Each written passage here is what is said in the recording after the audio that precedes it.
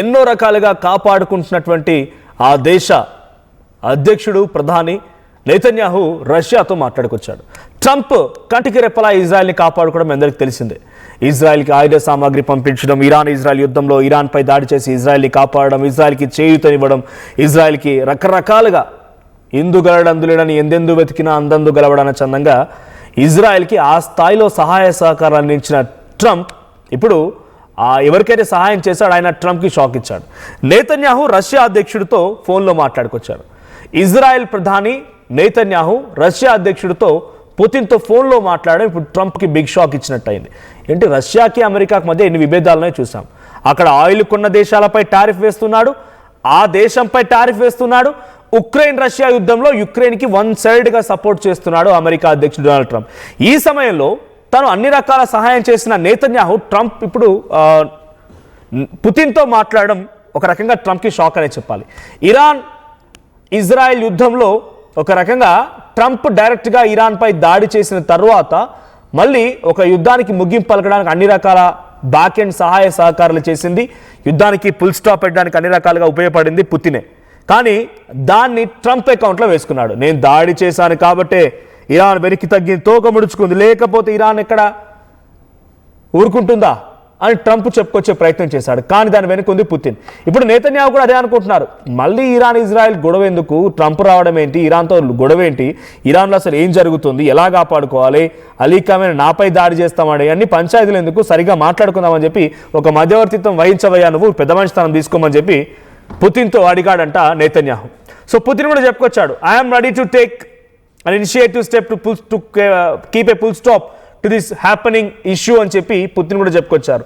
నేను ఈ ఇష్యూకి ఒక ఫుల్ స్టాప్ వేయడానికి సిద్ధంగా ఉన్నాను, నేను ఈ ఇష్యూని డిఎస్కలేట్ అంటే దీన్ని చల్లార్చడం కోసం అన్ని రకాల ప్రయత్నాలు చేయడానికి సిద్ధంగా ఉన్నాను, మీరు మధ్యవర్తిత్వం వహించమంటే మీకు సహాయం చేయడానికి ఇరాన్తో నేను మధ్యవర్తిత్వం వహిస్తానని చెప్పి పుతిన్ కూడా నెతన్యాహుతో మాట్లాడుకొచ్చారట. అంటే ఇప్పుడు ట్రంప్ నెతన్యాహుతో కలిసి పుతిన్తో చర్చలు నడిపించారా అంటే నెతన్యాహు ట్రంప్ కనుసైగల్లో ఏం లేకుండా చేయడు, ప్రతిదీ కూడా ట్రంప్కి చెప్పి చేయాలనేది కూడా లేదు, ఆయన కూడా ఒక ఇండివిజువల్ దేశానికి ప్రధాని.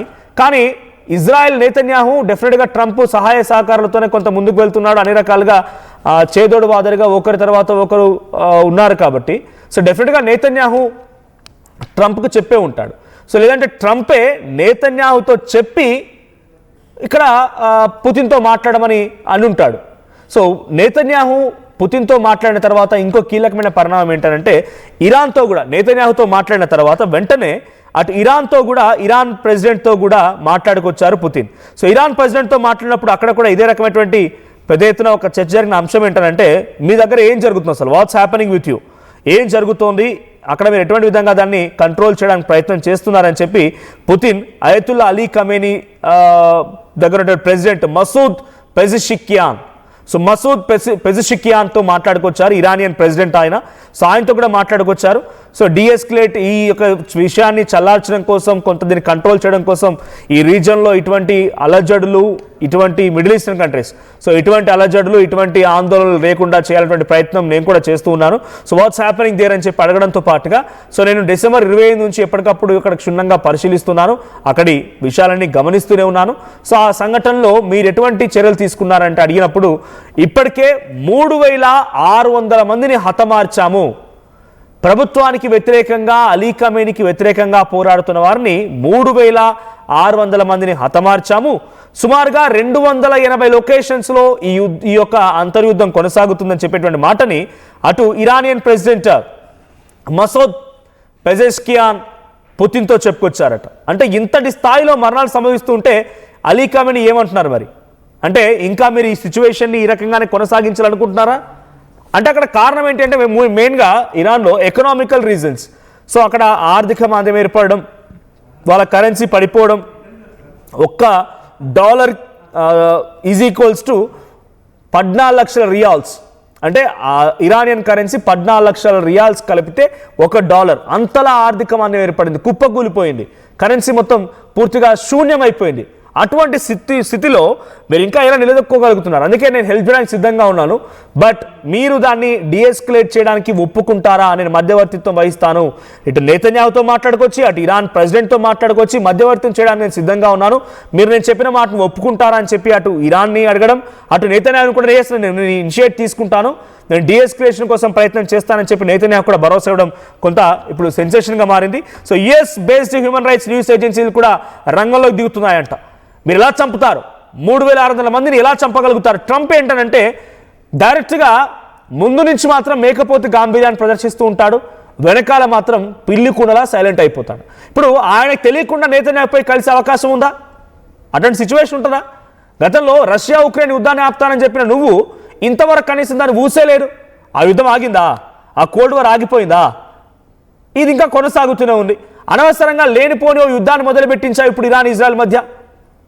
అది రెచ్చగొట్టే ఉద్యమమే కదా. వెనిజులాను ఆక్రమించుకున్నావు, గ్రీన్లాండ్ని ఆక్రమించుకున్నావు. సో అంటే ట్రంప్ యొక్క ఉద్దేశం ఏంటంటే మొత్తం ప్రపంచం మొత్తం తన చేతుల కింద ఉండాలనుకుంటాడు, కానీ ఆ మేకపోతు గాంభీర్యం ముందు వైపు ఉంటే వెనకాల మొత్తం పిల్లి కున్నలా సైలెంట్గా ఉండిపోవడమే. నేతన్యాహు పుతిన్తో మాట్లాడడానికి దీని వెనక డెఫినెట్గా ట్రంప్ ఉండే అవకాశాలు ఎక్కువగా ఉన్నాయి. ఒకవేళ ట్రంప్ను కాదని కనుక నేతన్యాహు డైరెక్ట్గా పుతిన్తో కనుక మాట్లాడితే ట్రంప్ డెఫినెట్గా ఊరుకోడు, కాబట్టి డెఫినెట్గా నాకు తెలిసే అవకాశం ఉంది. సో తెలిసి మరి మాట్లాడిస్తున్నాడంటే ఏంటంటే నేను చెప్తే నేను ఎన్ని మాట్లాడినా, నేను ఎంతలా అరిచినా, నేను ఎంతలా గగ్గోలు పెట్టినా, నెత్తినోరు కొట్టుకున్నా ఇరాన్ నా మాట వేయడలేదు, ఇరాన్ ఇంకా రెచ్చిపోతుంది. దీనికి ఒక ఫుల్ స్టాప్ పడాలి అని అంటే నేను ఇట్లానే మేకపోతు గాంభీర్యం ప్రదర్శిస్తూ ఉంటా, ఓయ్ హుయ్ అని చెప్పి నేను స్టంట్స్ చేస్తూ ఉంటా. ఈ సిచ్యువేషన్లో నువ్వు రష్యాతో మాట్లాడి ఇరాన్ని కంట్రోల్ చేయించు, అప్పుడు నేను మళ్ళీ డంకా బజాయని చెప్పుకుంటా, నన్ను చూసి ఇరాన్ భయపడిందని జబ్బలు జరుచుకుంటానట్టుగా నేతన్యాహుని ఎంకరేజ్ చేసి పంపించాడు కాబోలు ట్రంపే. ఎందుకంటే నాకు కావాల్సింది క్రెడిట్ మాత్రమే. దాంట్లో ఎవరు కష్టపడ్డాడు, ఏం చేశారు అంటే కింద గుంత తీసి పిల్లర్లు లేపి పైన బిల్డింగ్ వేసి అద్భుతమైనటువంటి ఒక నిర్మాణాన్ని చేపట్టిన తర్వాత ముందు నిల్చొని ఫోటో దిగి మొత్తం నాదే అని చెప్పుకునేటువంటి బాపతి ట్రంప్. సో ఇప్పుడు ఆయన చేస్తోంది అదే యుద్ధాన్ని యుద్ధం యుద్ధం యుద్ధం అని చెప్పి అన్ని రకాలుగా అటు Russia, China, north Korea Kim అందరు ఏకమైపోయేసరికల్లా నేతన్యాహును పంపించి ఇక్కడ మంత్రాలు జరిపించి మళ్ళీ ఇది యుద్ధాన్ని కొంత కంట్రోల్ చేయించి పేరు మాత్రం ఆయన సంపాదించడం కోసం మాత్రమే ట్రంప్ ఉద్దేశంగా కనబడుతోంది. ఇక US based human rights news ఏజెన్సీలు కూడా రంగంలోకి దిగిపోయి మీరు ఎవరైనా ఇరాన్లో ఇంకా మళ్ళీ ఆందోళనకారులను చంపాల్సి వస్తే మేము డెఫినెట్గా చర్యలు తీసుకోవాల్సి వస్తుంది, ఇరాన్ ప్రభుత్వాలపై కూడా మేము దాడి చేస్తాం, ఇరాన్ ప్రభుత్వాన్ని అలీ ఖమేనీ సైతం హతమార్చాల్సి వస్తున్న రకంగా హెచ్చరికలు జారీ చేస్తుందట. ఇక the prospect of US retaliation for deaths of these protesters still hung over the region. Though Donald Trump signalled all possible de-escalation saying the killing appear to be ending. So ఈ రకమైనటువంటి మరణాలని తగ్గించకపోతే ఇంకా నేను రెచ్చిపోవాల్సి వస్తున్న రకంగా ట్రంప్ హెచ్చరికలు జారీ చేస్తున్నారు. So నేతన్యాహుతో మాట్లాడిన సమయంలో పుతిన్ కూడా నేను ఈ యుద్ధాన్ని ఆపడానికి సిద్ధంగా ఉన్నాను, దీన్ని చల్లార్చడం కోసం, దీన్ని డిఎస్కలేట్ చేయడం కోసం సిద్ధంగా ఉన్నా అనే రకంగా పుతిన్ చెప్పుకొచ్చారు. అటు నేతన్యాహు కూడా కోరుకుంది అదే. నేతన్యాహు కూడా ఈ సిచ్యువేషన్స్ అన్ని కొంత కంట్రోల్ చేద్దాం, ఇప్పటికే చాలా దేశాలు ఫైనాన్షియల్గా లాస్లోకి వెళ్తూ ఉన్నాయి, ట్రేడ్ లాస్ అవుతోంది, అనేక రకాలుగా గోల్డ్ ప్రైస్ పెరిగిపోవడాలు, రకరకాలుగా ఇన్ఫ్లేషన్ అనేది వరల్డ్ వైడ్గా స్టార్ట్ అయింది, ఇంక్లూడింగ్ అమెరికాలో కూడా ఇన్ఫ్లేషన్ స్టార్ట్ అయింది. కాబట్టి వీటన్నింటినీ మనం కంట్రోల్ చేయాలంటే మనలో మనం కోఆర్డినేషన్ చాలా ఇంపార్టెంట్ అన్నట్టుగా నేతన్యాహు కూడా పుతిన్తో మాట్లాడుకొచ్చారు. అటు పుతిన్ కూడా ఇరానియన్ ప్రెసిడెంట్ మసూద్ పెజెష్కియాన్తో మాట్లాడుకొచ్చే